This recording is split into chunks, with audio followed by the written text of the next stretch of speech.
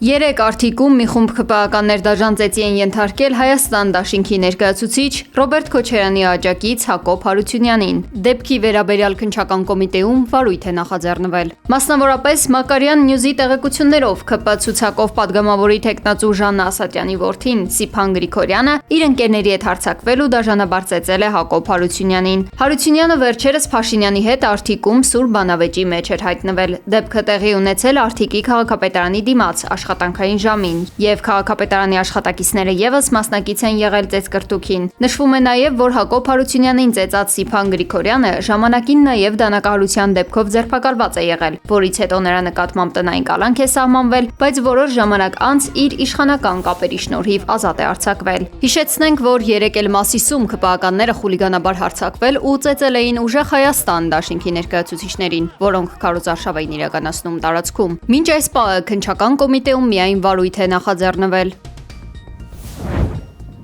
Դատարանը 2 ամսով կալանավորել է Ուժեղ Հայաստան դաշինքի անդամ Ալեքսան Ալեքսանյանին։ Նրան քննչական կոմիտեն մեղադրում է ենթադրաբար բազմաթիվ անձանց նյութապես շահագրգռելու եւ առանձնապես խոշոր չափերով փողերի լվացման համար։ Փաստաբանների խոսքով տեղի ունեցողը ոչ այլ ինչ է, քան քաղաքական հետապնդում։ Մեր վստահորդի արարքում որևէ հանցագործության հատկանիշներ առկա չէ եւ այս ամեն ինչը ուղղակիորեն քաղաքական հետապնդման հերթական դրսևորման ձևերից է։ Բոլորին հայտնի է, որ մեր վստահորդը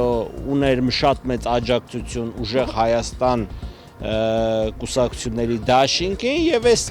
ձևով փորձում են լրացնել մեր վստահորդին։ Ես կարծում եմ դա օբյեկտիվ չի, իրավաչափ չի եւ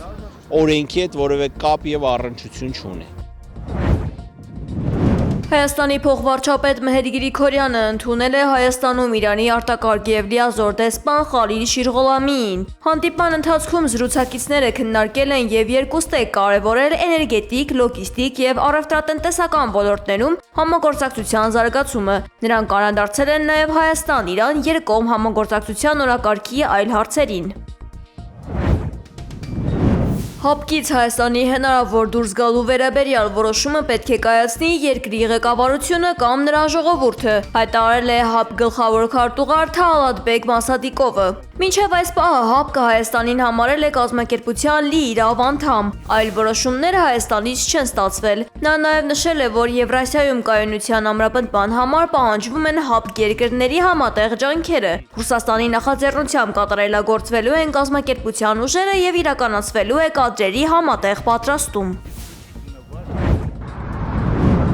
Ուկրաինան իրականացրել է ամենազանգվածային հարձակումը ողջ հակամարտության ընթացքում։ Անօդաչու թռչող սարքի հարձակումից հրդեհվել է Սանկտ Պետերբուրգի նավթային տերմինալը։ Հարձակման են ենթարկվել մի քանի շրջանի ենթակառուցվածքային օբյեկտներ եւս։ Անհայտ թվով վիրավորներ կան, հայտնել են քաղաքի կառավարության մամուլի ծառայությունից։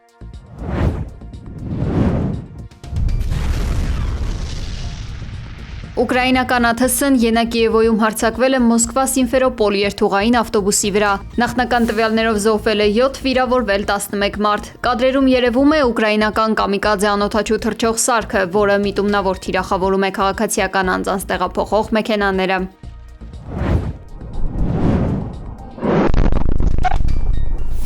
Քուվեյթը արտակարգ դրություն է հայտարարել իր միջազգային օդանավակայանում իրանական անօդաչու թռչող սարքերի եւ հրթիռների հարվածների պատճառով։ Գիշերը իրանական հրթիռային համակարգը զանգվածային հարվածներ է հասցրել ամերիկյան ռազմաբազաներին Քուվեյթում ու Բահրեյնում։ Իրանի Իսլամական հեղափոխության պահապանների կորպուսը հայտարարել է, որ սա պատասխանն է Իրանի ազգային ինքնիշխանության դեմ ուղղված ագրեսիայի։ Օդային հարձակման նախազգուշացումներ են հնչել նաեւ Սաուդյան Արաբիայում եւ Արաբական Միացյալ Էմիրություններում։ ԱՄՆ-ն այս ամենի ֆոնին հերքել է Իրանի հարվածների հաջողությունը Բահրեյնում գտնվող 5-րդ նավատորմի շտաբի և Քուվեյթի ավիաբազայի դեմ։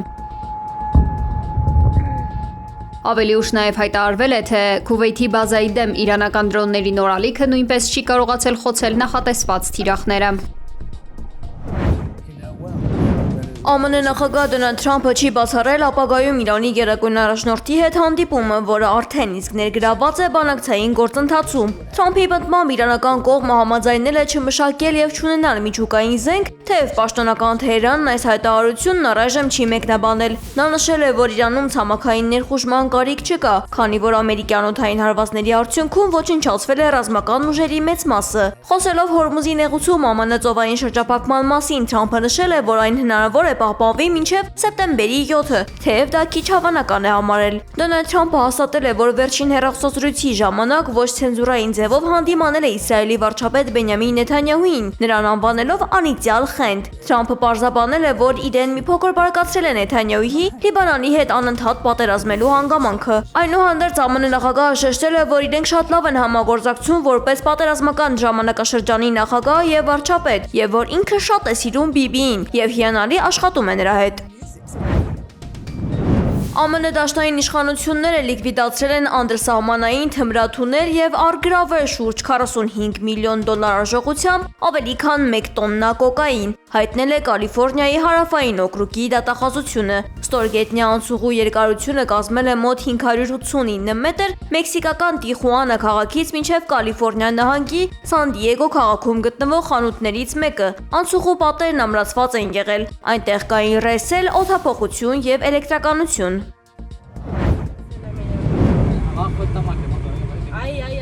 Իսպանիայի Մուրսիա քաղաքում անտառային հրդեհները տարածվել են շուրջ 170 հեկտարից ավելի տարածքում։ Իշխանությունները արտակարգ դրություն են հայտարարել, սկսել են բնակիչների տարհանումը, որոշ շրջաններում էլեկտրաէներգիան անջատվել է, մարդիկ դիմակներով են դուրս գալիս փողոցներ։ Ճապոնիայում գրանցվել է վերջին շրջանի ամենահզոր թայֆուններից մեկը։ Չանմի թայֆունի հետևանքով երկրում առնվազն 23 մարդ է տուժել։ Աղետի պատճառով շուրջ 48,000 տուն մնացել է առանց էլեկտրամատակարարման։ Անբարենպաստ եղանակի պատճառով երկրում չեղարկվել է մոտ 760 ներքին եւ ավելի քան 90 միջազգային ավիաչվերթ։ Իշխանությունները բնակչությանը նախազգուշացրել են նաեւ հնարավոր ջրհեղեղների, սողանքների եւ բարձր ալիքների լուրջ վտանգի մասին։ Հյուսիսային Կորեայի նախագահ Կիմ Չեն Ընը ընդունել է Նեգոհյան կանանց ֆուտբոլային ակումբի անդամներին եւ շնորհավորել նրանց։ Թիմը դարձել է Հյուսիսային Կորեայից առաջինը, որը հաղթել է Ասիայի կանանց չեմպիոնների լիգայում։